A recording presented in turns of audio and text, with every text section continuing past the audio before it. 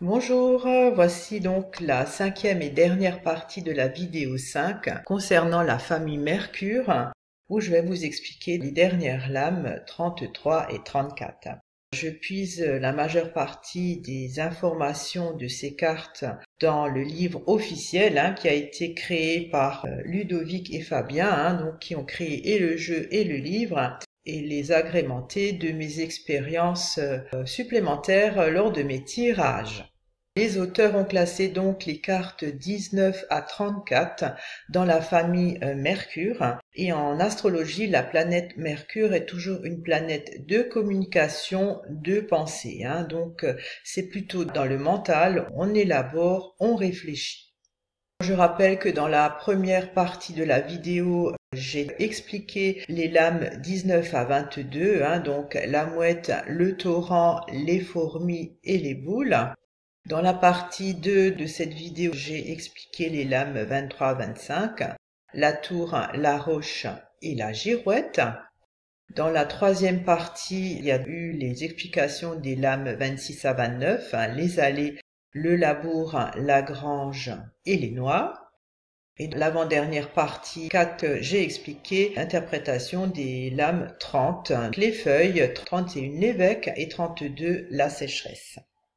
Donc je mettrai les liens sous cette vidéo des 4 premières parties pour les personnes qui souhaitent les regarder.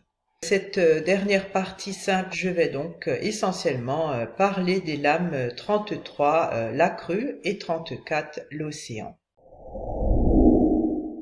Alors avec la carte 33, la crue, vous voyez que l'étoile, donc c'est cette graduation subtile que les auteurs ont précisé sur chaque carte. L'étoile est encore au milieu, c'est-à-dire qu'elle est du côté gauche vers la croix sombre. Donc c'est un côté plutôt négatif, c'est pas très positif, mais elle est encore au milieu. Quand cette carte arrive dans un tirage, il y a toujours une notion d'excès, de démesure. Il y a une sorte d'exagération, il y a une disproportion. La crue, ça déborde, ça recouvre les rives. Il y a quelque chose d'excessif et dont il faut recentrer, il faut se recentrer. Ça peut être un excès d'activité, c'est un excès de désir, un excès d'activité. Il y a quelque chose de too much dans cette carte qu'il faut donc recentrer.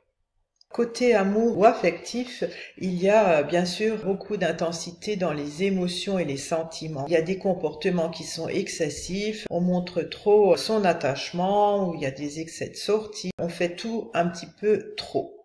Côté matériel et financier, il se peut qu'avec cette carte, il y a trop de dépenses, où il y a une dispersion des idées. Avec la crue, on est allé au-delà de ce qu'on pouvait, il faut se recentrer. Côté professionnel, il se peut qu'il y ait une trop forte implication dans le travail.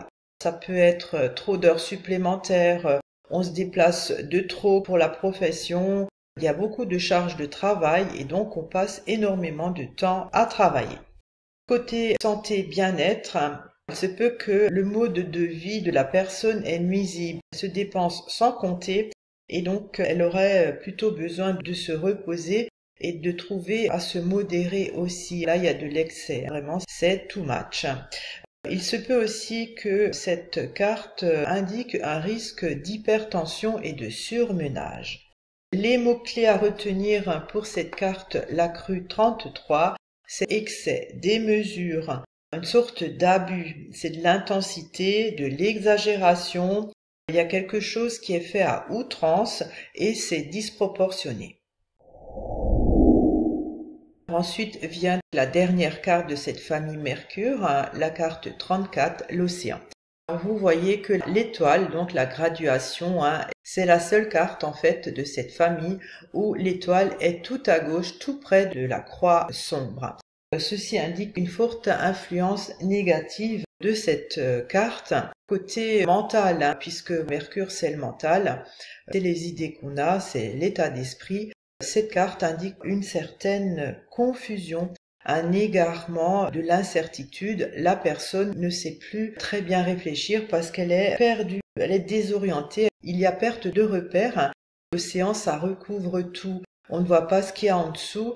et c'est vraiment pour la personne un moment de confusion intense. On ne peut plus réfléchir parce qu'on ne retrouve pas ses repères, on est comme désorienté. Côté affectif, il se peut donc que cette carte augure une période de doutes sentimentaux. Il y a des pertes de repères de ce côté-là pour le consultant. Alors, il se peut aussi très bien qu'il y a un ami ou un membre de la famille qui part à la dérive et que ça affecte la personne. Côté matériel financier, il y a aussi une sorte de confusion, mais par rapport au projet que l'on mène, il se peut aussi qu'il y ait un risque de perte de temps et d'argent. Le budget peut être, avec cette carte, également très mal maîtrisé. Côté professionnel, il y a aussi une certaine confusion dans la profession, beaucoup d'incertitudes sur le choix du métier ou alors des études, si la personne est en pleine recherche professionnelle. C'est pas une carte très structurante pour elle.